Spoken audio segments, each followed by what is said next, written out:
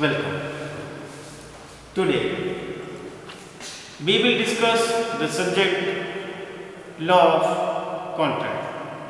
This lecture is useful for 3 and 5 years both. See, today we will discuss the definition of contract. जैसा कि हम जानते हैं संविदा सेक्शन 2H में संविदा की परिभाषा देते हुए कहा गया है, contract is an agreement enforceable by law. Contract is an agreement enforceable by law. यह ऐसा करार है जो कि विधि द्वारा प्रवर्तनीय हो। प्रवर्तनीयता से क्या तात्पर्य है? प्रवर्तनीयता से तात्पर्य है कि जो समझौता हुआ है वह विधि की निगाह में एक स्वतंत्र संविधात्मक दायित्व सृजित करता है। यदि वह विधि विरुद्ध है या नैतिकता के नियमों का उल्लंघन करता है या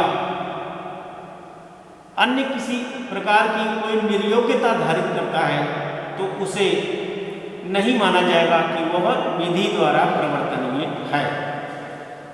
इसलिए उन्हें यह जरूरी है कि उसे विधि द्वारा प्रवर्तनीय होना चाहिए। इसके अलावा सेक्शन 2H में जो बात कही गई है कि कॉन्ट्रैक्ट इज एन एग्रीमेंट, तो अब देखिए एग्रीमेंट का क्या मतलब है। एग्रीमेंट यानी समझौता। संविदा क्या है? दो व्यक्तियों के बीच का एक करार। दो व्यक्तियों के बीच का एक करार है जो विधि द्वारा प्रवर्तनीय होना चाहिए। तो एग्रीमेंट समझौता, इसकी परिभाषा जो है वो 2E में है। 2E में जो बात कही गई है, every promise and every set of promises forming consideration for each other is an agreement. Every promise, every set of promises forming the consideration for each other is an agreement. प्रत्येक वचन एवं वचनों का समूह जो एक दूसरे के लिए प्रतिफल सृजित करता है और वचन देता है, वह एक दूसरे के लिए वचन कहलाता है। यह समझौता है। Every promise and every set of promises forming the consideration for each other is an agreement. तो इस प्रकार से यह एक समझौता है। इसके अलावा अब आप देखिए समझौते में जो प्रॉमिस है, प्रॉमिस का मतलब क्या है? ये बात सेक्शन 2B में है कि where the person to whom the proposal is made, where the person to whom the proposal is made is signifies his assent thereto, the proposal is said to be accepted। अर्थात जब जिस व्यक्ति के लिए प्रस्ताव किया गया है और वह उसको एक्सेप्ट करता है तो वह इस प्रकार से एक्सेप्टेड प्रपोजल हो जाता है और यह वैध वचन के लिए एक आवश्यक शर्त सृजित करता है, पूरा करता है। इसके अलावा ए proposal when accepted becomes promise.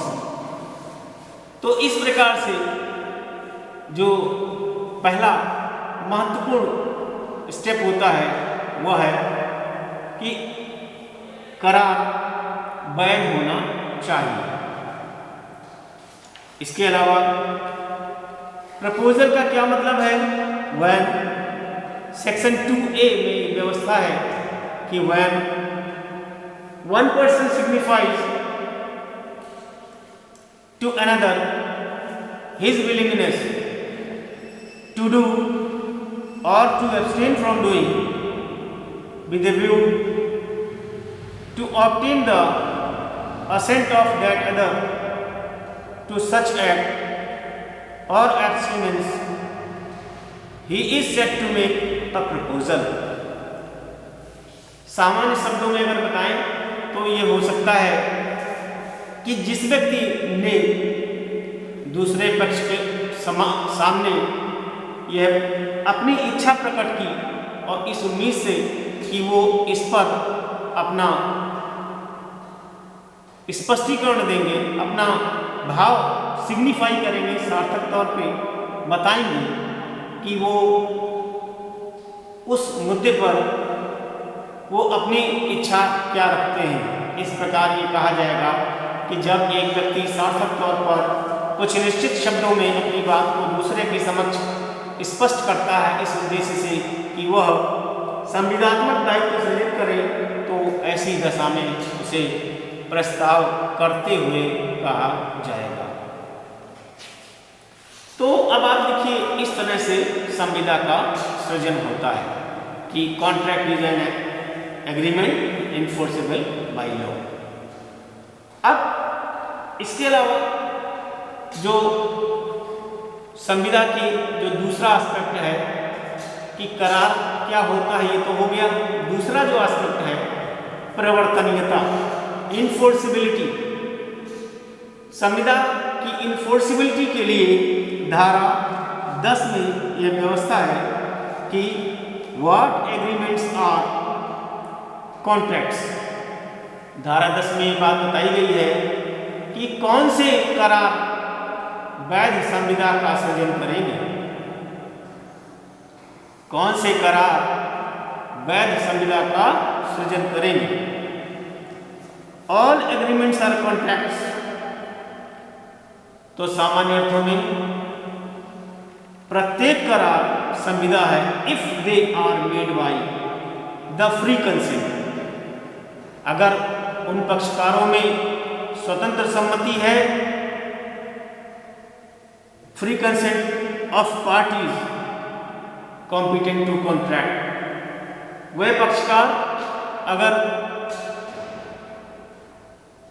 सक्षम पक्षकार होते हुए फ्री कंसेंट यानी स्वतंत्र सम्मति अपनी देते हैं फॉर ए लॉफुल कंसिडरेशन, और विधिपूर्ण प्रतिफल के लिए विद ए लॉफुल ऑब्जेक्ट, और उनके बीच जो वार्ता हो रही है, जो संविदा हो रही है, वह विधिक उद्देश्य के लिए हो रही है।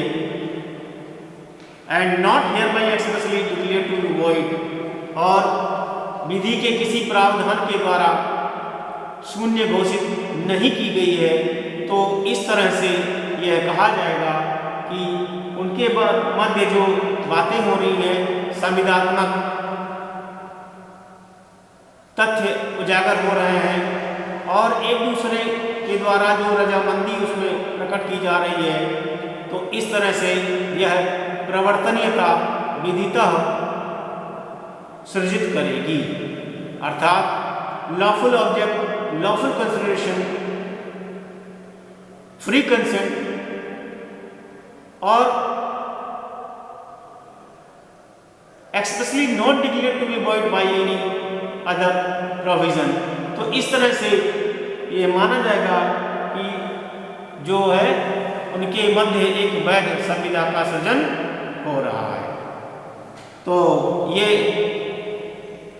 संविदा की परिभाषा में आवश्यक तथ्य रहे।